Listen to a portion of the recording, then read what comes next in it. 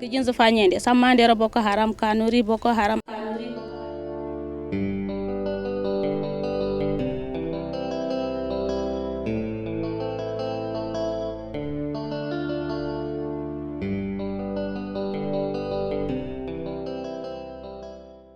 Tout comme les Boudouma au Tchad, le conflit Boko Haram a porté les Kanuri en tant que groupe ethnique sur l'orbite de toute la communauté nationale et internationale, dont la cause est la prédominance ethnique de la Choura de Boko Haram par les Kanuri. Mais quelle est l'histoire des Kanuri du Cameroun? Les Kanuri sont un peuple africain composé d'environ 7 à 8 millions de personnes réparties entre le Nigeria, le Cameroun, le Tchad et le Niger. En plus des Kanuri qui sont installés dans ces pays que je viens de citer, vous avez une forte diaspora Kanuri dans les pays comme le Soudan, l'Arabie Saoudite, le Gabon, la République centrafricaine et le Congo. Donc si vous prenez les Kanuri qui sont situés dans l'ancien empire du Kanem-Bornou, plus maintenant ceux qui sont dans la diaspora, vous n'avez pas moins de 8 à 9 millions de Kanuri répartis dans différents pays du monde entier. Par ailleurs, l'histoire de l'installation de Kanuri est mal connue des Camerounais et le fait que ce groupe ethnique soit associé à Boko Haram a renforcé la stigmatisation des Kanuri. Et l'installation des Kanuri dans l'espace géographique du bassin du lac Tchad remonte au 7e siècle de notre ère, selon les sources aussi bien exogènes, les sources fournies par les voyageurs arabes au Moyen-Âge, les sources fournies par les voyageurs et les explorateurs européens et les sources endogènes. Je fais allusion ici aux sources recueillies par les oulémas du Kanem-Bornou sur l'histoire du peuple Kanuri, et notamment le diwan écrit par l'imam Ahmad ibn Fartoua, l'ancien imam de la grande mosquée du grand empereur du Kanem-Bornou, Idriss Aloma. Une légende largement connue en pays Kanuri raconte que le groupe ethnique serait venu du Yémen pour s'installer dans le Borno et Diwiya au nord-est du Nigeria. Un groupe s'est formé à Pouka. C'est ce groupe qui s'est fragmenté en sous-groupes et sont allés s'installer en pays Yoruba. Un autre groupe est venu vers le Cameroun à l'époque de Shetima Depché. Ce dernier a dû s'installer à Sandawadjiri avant de venir définitivement occuper Kolofata et les environs sous le règne de Cherou Moussa. Les clans Kanuri, tels que connus aujourd'hui, seraient tous issus de la lignée des Kamen.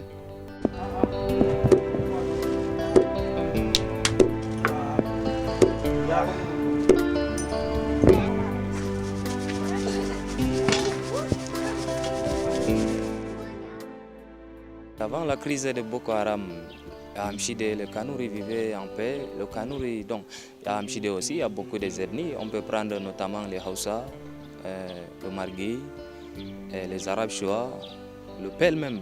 Les relations qui existaient avant la crise Boko Haram dans la région de l'extrême nord étaient vraiment conviviales et c'était des relations fraternelles entre les autres communautés et les Kanuri.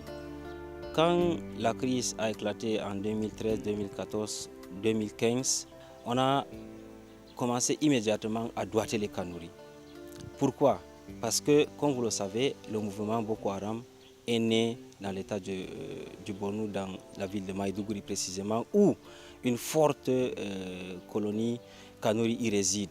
Du coup, quand on essaie de transposer ces faits historiques, dans l'extrême nord du Cameroun ou tout au long de la frontière entre Mora et Kousséri, il y a beaucoup de villages Kanuri. Du coup, les gens ont immédiatement pensé que c'est les mêmes personnes qui viennent semer la terreur au sein des populations camerounaises. Je m'appelle Kori Modou. Quand le conflit Boko Haram a commencé, nous étions obligés de fuir notre localité pour s'installer dans les villes pendant 4 ans. Durant les 4 années, nous avons beaucoup souffert au point où nous avions choisi de revenir chez nous pour affronter les difficultés. Toutefois, il faut dire que ce ne sont pas les Kanuri qui ont causé la guerre, car on retrouve tous les groupes ethniques au sein de la secte Boko Haram. Une fois que nous retrouvons dans la ville, nous sommes indexés comme ceux qui ont occasionné le trouble.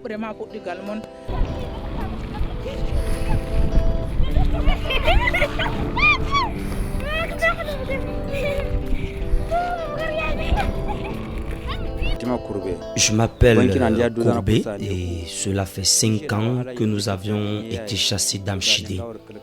Nous sommes réfugiés à Mora et depuis que nous sommes là, nous avons beaucoup de problèmes, parmi lesquels l'accès à l'eau potable. Nous avons également des difficultés à nous stabiliser dans un quartier. Nous sommes régulièrement chassés de la maison. J'ai une femme et 9 enfants, dont 5 sont de mon frère et ont été assassinés par Boko Haram. Pour joindre les 2 bouts, je me fais employer comme un moto-taximène. Mais les gens me qualifient de Boko Haram et ne sollicitent pas mon service. Quand nos enfants ont des problèmes avec les autres enfants du quartier, nous ne sommes même pas écoutés parce que qu'on nous considère comme des Boko Haram. Les populations d'ici ne nous considèrent pas comme des personnes. En toute chose, nous vivons une forme de discrimination du fait de notre origine Kanuri. Cependant, le chef du quartier est à notre écoute. Il est le seul à nous consoler et nous invite à la patience lorsque nous avons des problèmes avec les populations locales.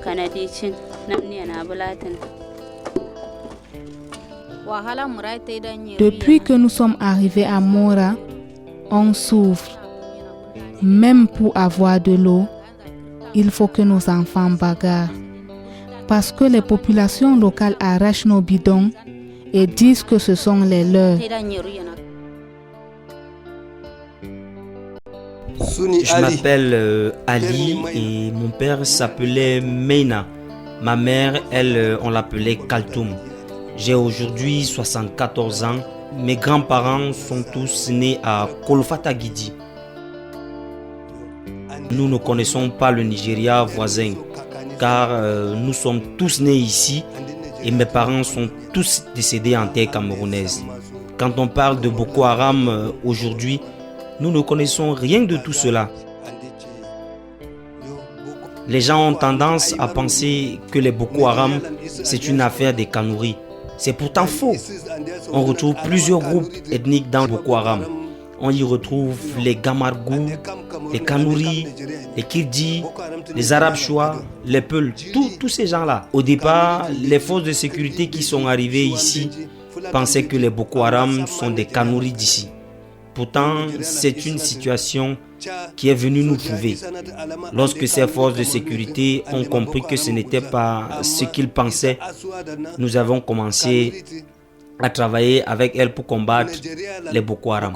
Quand les Boko Haram viennent, c'est pour voler nos vivres, commettre des exactions et répartir sur le territoire nigérian. Je rappelle encore que dans ce groupe, on retrouve tout le monde, car quand ils viennent, ils parlent toutes les langues. Ils ne viennent que dans la nuit. Aujourd'hui, nous continuons à rester du fait de la présence des forces de sécurité, car toutes les populations ont déserté leur village du fait de la peur. Mais lorsqu'un Kanuri est à Moura, Maroua et dans d'autres villes, on l'assimile à Boko Haram. Ce qui n'est pas juste. Certes, d'autres personnes ont adhéré au groupe Boko Haram et sont partis du village. Mais il faut dire que nos enfants ont fait l'école et travaillent pour le gouvernement du Cameroun. Mon propre fils même travaille en Balmayo.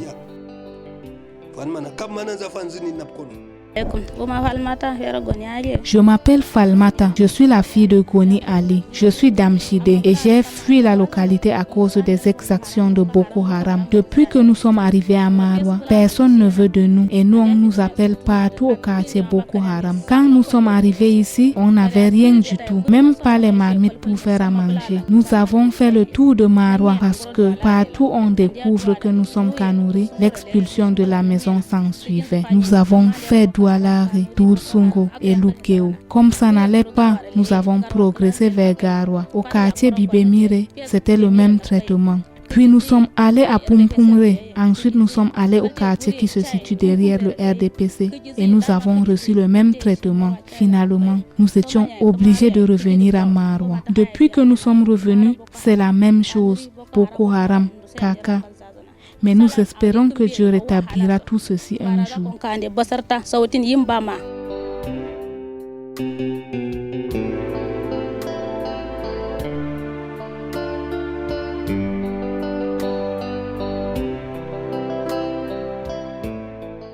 Qui stigmatise les Kanuri? D'emblée, d'entrée de jeu, je dirais les forces de maintien de l'ordre. Lors de leur déplacement, par exemple, ils subissaient le délit de faciès. Donc, les policiers en route ou bien les gendarmes en route stigmatisaient les Kanuri du fait de leur nom, du fait de leur morphologie même. Ça, c'est un. Deuxième chose, il y a les communautés qui accueillent même ces déplacés Kanuri qui quittaient, par exemple, la zone de Mayo-Sava vers, je prends le cas de Mayo-Chanaga, où ces communautés-là accueillaient l'arrivée de plusieurs Kanuri qui ont fui les affres de la crise Boko Haram. Donc du coup, parfois, on leur refusait le loyer, on leur refusait les terrains, des petits lopins de terre pour faire l'agriculture. Il y a aussi d'autres personnes, d'autres catégories de personnes comme les chefs traditionnels. Les chefs traditionnels, par exemple, avec la complicité de leurs ressortissants, refusaient l'accès aux terres, comme j'ai eu à le souligner ici. Dans les services publics comme la santé, les femmes Kanuri se sont vues refuser l'accès aux denrées alimentaires pour le soin de leurs bébés, juste parce que le fait qu'on pense qu'ils sont associés de Boko Haram. Il y a les services, par exemple, de documentation, d'identification ou d'établissement des actes de naissance ou bien des cartes d'identité. Là aussi, on a eu des témoignages des personnes qui nous ont dit qu'on leur a refusé l'accès. Ils sont plus de 245 725 personnes déplacées internes selon le système des Nations Unies, essentiellement des Kanuri, à s'être déplacés suite aux exactions causées par le groupe Boko Haram. Après cet exode massif des Kanuri, ces derniers ont trouvé refuge dans plusieurs villes du nord Cameroun. L'installation des Kanuri dans les localités d'accueil s'avère très difficile. Du fait de leur foyer originaire dans le Borno et de leur localité d'installation fortement affectée au Cameroun, l'imaginaire populaire a construit l'image des Kanuri en les identifiant comme des partisans de Boko Haram. En fait, ce n'est pas tout le quartier qui les avait accueillis, parce qu'il y a des gens qui nous disaient, qui nous doigtaient de doigts, qui nous disaient pourquoi vous avez amené ces gens-là dans le quartier, parce qu'ils pouvaient nous amener des problèmes. Surtout que la majorité étaient des jeunes. Ils se réunissaient ici souvent, puisque ce sont des familles. Et ça nous a vraiment un peu mis en problème avec les voisins. Au niveau de la pratique de la religion musulmane dans cette zone-là, il y a des gens qui sont apeurés, qui ne peuvent plus aller dans la même mosquée que les Kanuri parce qu'ils se disent que ceux-là peuvent s'exploser à tout moment. Et moi, j'ai des voisins Kanuri, des voisins déplacés Kanuri.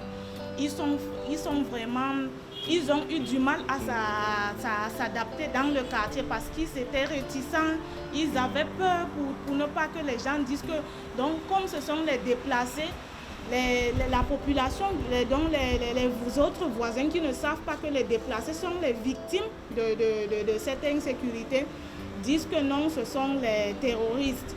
Donc on a essayé de temps en temps, donc, dans les boutiques ou bien dans les tournes d'eau quartier, dès que j'entends souvent les jeunes parler de ça, je remontais souvent leur morale en disant que franchement, ce sont les victimes. Il y a le fait que c'est un croyant à la religion musulmane. Et lorsqu'il maîtrise son Coran, lorsqu'il croit à quelque chose, l'homme Kanouri a tendance à obliger les autres à accepter ce qu'il croit. Et là, les gens pensent que c'est de la méchanceté. Mes voisins Kanouri qui sont là parce que derrière ma maison, il y avait plusieurs familles qui sont aussi venues trouver refuge. C'est des personnes qui étaient aussi en quête de sécurité, même s'il y avait une lecture particulière de la part des uns et des autres, mais il faut avouer que tout le monde n'est pas toujours un mauvais grain. Comment font les Kanouris qui se sont déplacés de leur localité d'origine afin de trouver refuge dans les villes comme Moura, Kousseri, Mokolo ou Marwa? Les préjugés et les clichés qui sont développés à leurs égards dans plusieurs communautés du fait de la méconnaissance de la position réelle de ce groupe ethnique a construit de nouveau ce qu'on convient d'appeler l'autostigmatisation, dont les conséquences sont ravageuses en matière d'intégration sociale de ce groupe ethnique. À un moment donné, certains Kanouris ont commencé à cacher même leur identité pour ne pas être reconnus dans la communauté, pour ne pas subir ces effets de la stigmatisation, de la discrimination. Sur le plan individuel, ça étouffe l'homme, ça étouffe son génie, ça étouffe son épanouissement. Et puis, sur le plan social, ça peut faire en sorte que l'individu se dresse maintenant contre la société. Et c'est là où ça peut créer l'extrémisme violent.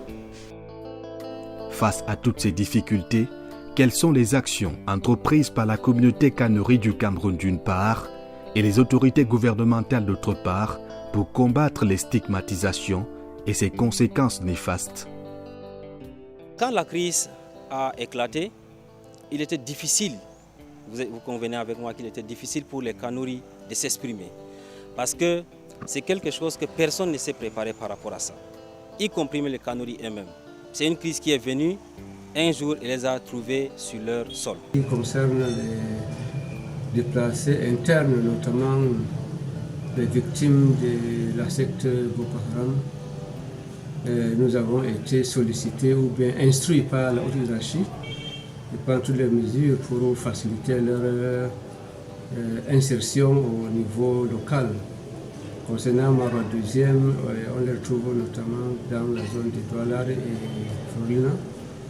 Nous avons eu à tenir des réunions avec les autorités traditionnelles, les chefs religieux et les leaders d'opinion, à les faire sensibiliser la population pour les permettre d'accéder facilement au logement notamment, et même à des activités génératrices de revenus, de petits commerces, quelques parcelles de champs, pour les permettre de survivre.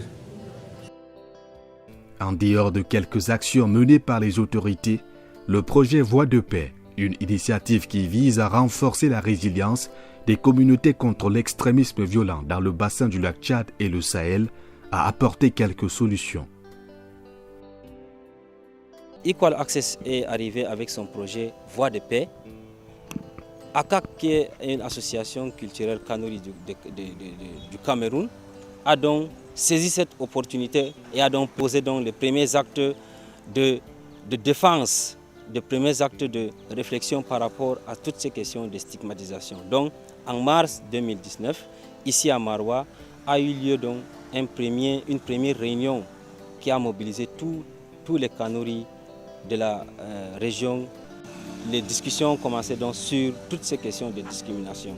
C'était la première fois où les Kanouris pouvaient se regrouper en masse sans attirer l'attention des uns et des autres. Et cette question a commencé donc à être discutée en public. Cela a permis aux uns et aux autres de saisir le fait que Kanouri n'est pas forcément être associé à Boko Haram, mais que les Kanouris eux-mêmes sont aussi des victimes comme les autres communautés. Lors de ce dialogue, il a été aussi dit et reconnu par les uns et les autres que dans le mouvement de Boko Haram, il y a des Hausa, il y a des Mandara, il y a des Mafa, il y a toutes les autres communautés qu'on peut y retrouver dans ces mouvements-là. Du coup, il y a aussi les communautés qui se sentent aussi marginalisées ou bien discriminées, mais à une moindre échelle, comme les Mandara. Du coup, ça a créé donc une sorte de solidarité, de défense par rapport à toutes ces questions de stigmatisation. Et depuis que ces rencontres avec les autorités, avec les autres communautés ont eu lieu, petit à petit, les uns et les autres commencent à comprendre que les Kanouris sont tout aussi victimes que les autres communautés de la crise Boko Haram. Et petit à petit, les questions de stigmatisation commencent donc à diminuer. Et grâce à ce projet Voix de paix, beaucoup d'actions, comme je l'ai dit, ont été menées. D'abord, des dialogues entre les Kanouris eux-mêmes, qui auparavant était impossible de se réunir, de discuter de leur propre avenir, des questions qui les concernent. Il y a aussi des dialogues qui ont eu lieu entre les Kanouris et les autres communautés, entre les Kanouris, les autorités. Et ça a permis donc aux uns et aux autres de comprendre vraiment les questions qui étaient en jeu. Du coup, ACAC a aussi eu l'occasion de se réveiller.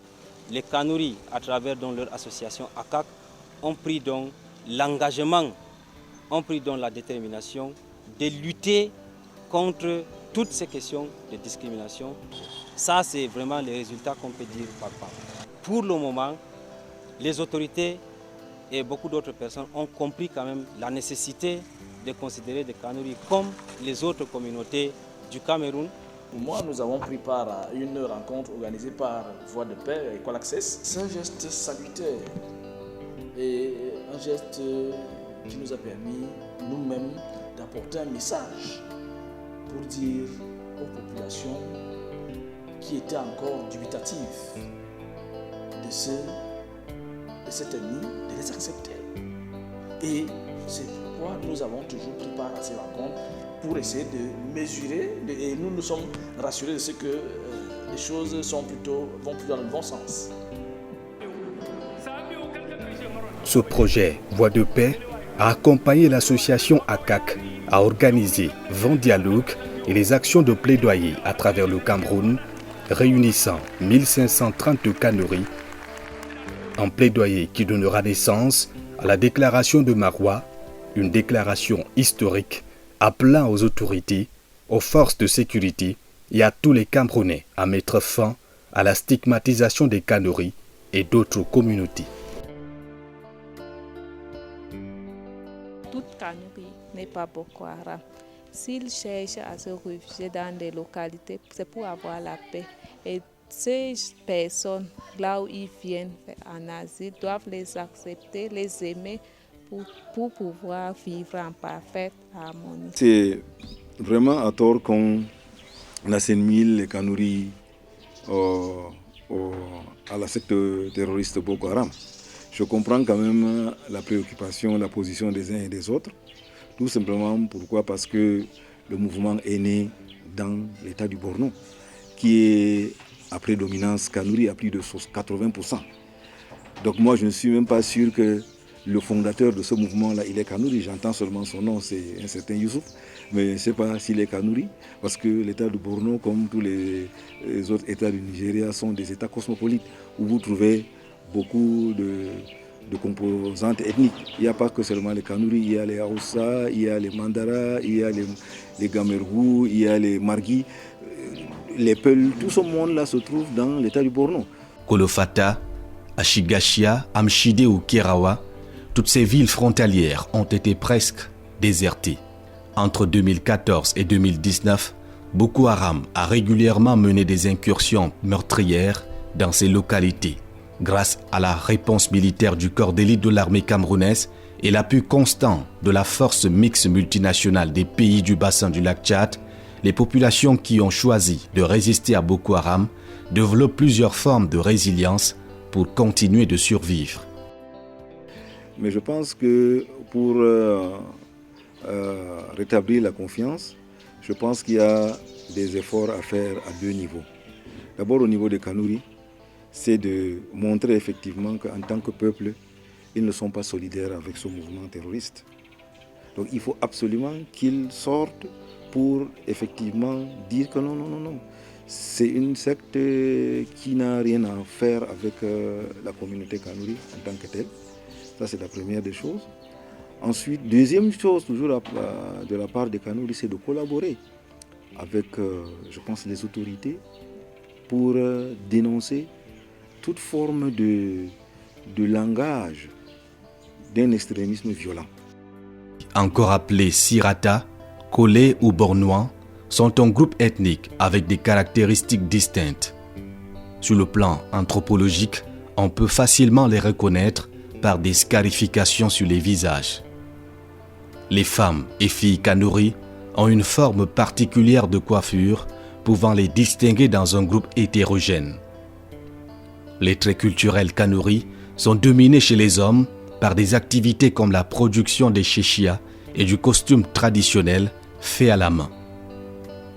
Cependant, il faut reconnaître que les Kanouris sont bien intégrés au Cameroun et on les retrouve dans presque tous les corps de métier, tant publics que privés.